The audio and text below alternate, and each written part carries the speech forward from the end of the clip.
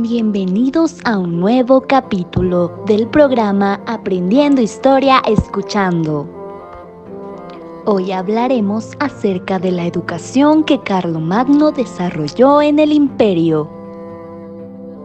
Como habíamos analizado en capítulos anteriores, Carlomagno era el brazo armado de la Iglesia.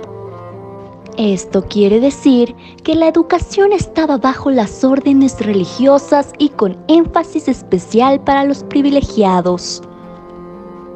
Pues Carlomagno dio un gran impulso a la educación, pero lo hizo con fines de control social para proteger los intereses de la clase dominante.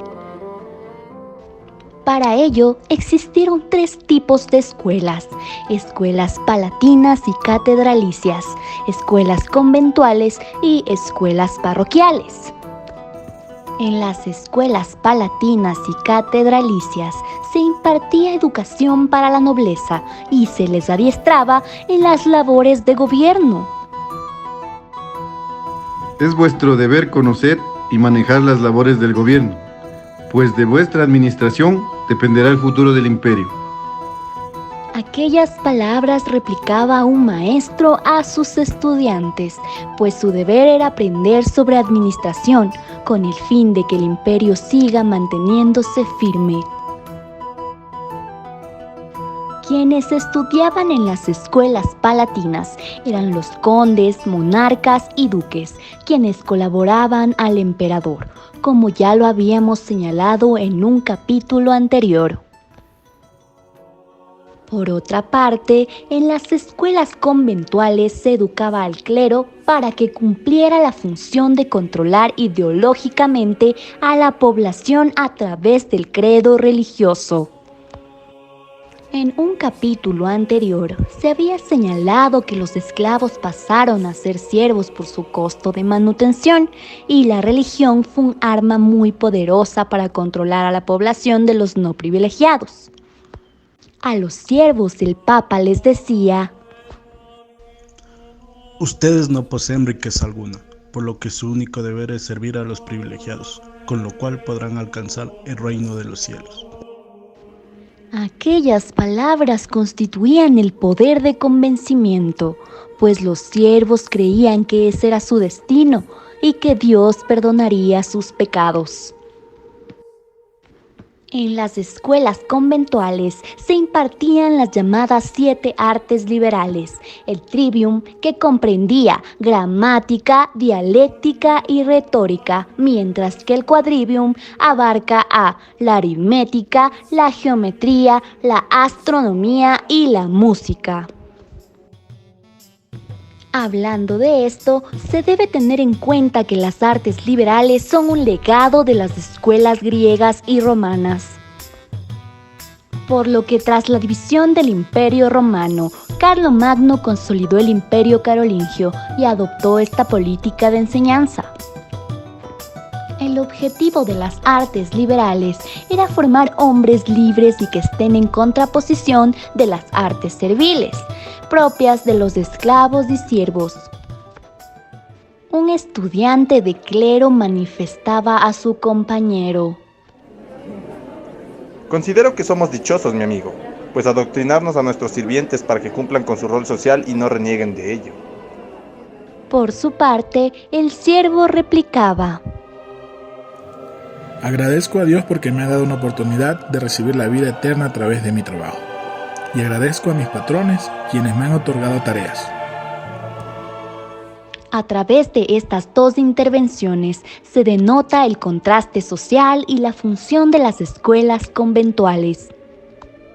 Por consiguiente, el trivium es la parte literaria del conocimiento y agrupa disciplinas relacionadas con la elocuencia y la exploración de la palabra divina.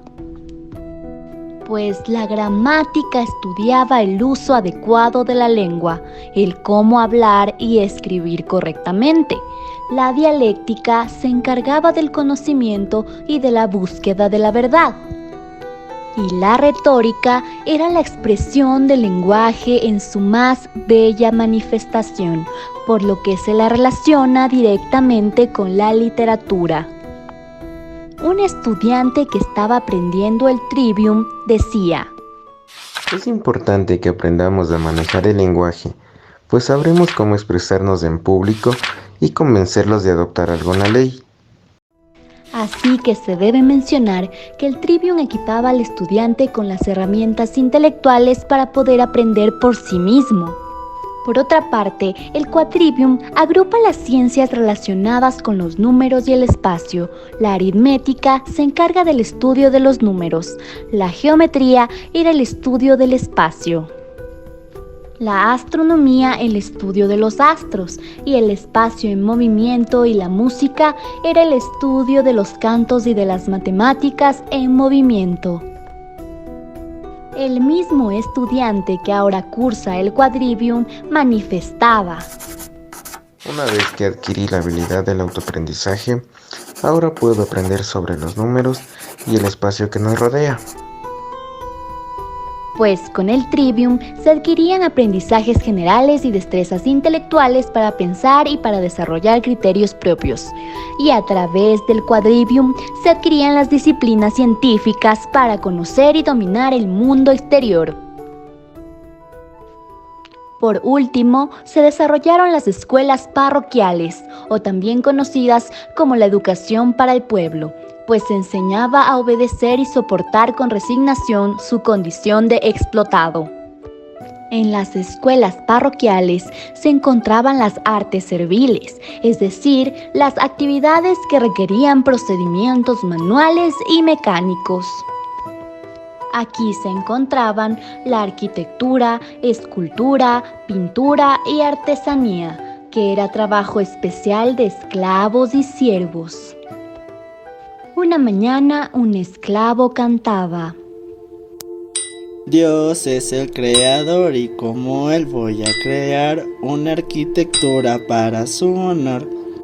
Como vemos, Carlomagno supo diferenciar a través de la educación el estatus social, pues los privilegiados tenían acceso a las artes liberales, mientras que los no privilegiados podían acceder a las artes serviles. Por su parte, la Iglesia Católica jugó un rol trascendental, pues era la encargada de la educación, de difundir el dogmatismo, para concientizar a la población en el cumplimiento, la obediencia y la resignación. Por ello, Carlomagno consolidó un imperio muy fuerte, gracias a la ayuda de la Iglesia y la educación que se brindaba al pueblo, quien se mantenía sumiso al poder divino. Esto es todo en cuanto a la educación del imperio, y así termina este capítulo lleno de misterios y descubrimientos. Ya nos encontraremos en un nuevo capítulo donde abordaremos nuevas temáticas del Imperio Carolingio y su emperador Carlomagno.